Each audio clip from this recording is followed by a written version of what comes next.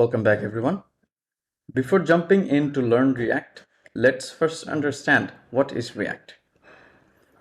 React is a JavaScript front-end library which is used to build native user interfaces. React is created and maintained by Facebook, but it's open source, meaning anyone can contribute to its development. There are some advantages of using React. Let's see a few of them. First of all, React is fast. It uses a technique called single page application.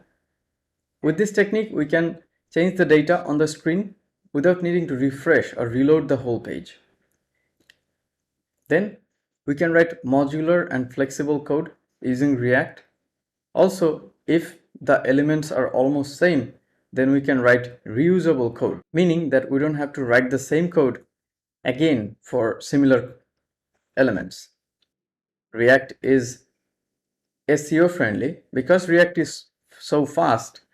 It reduces bounce rate on your website, thus increasing your SEO index. And React is extremely popular.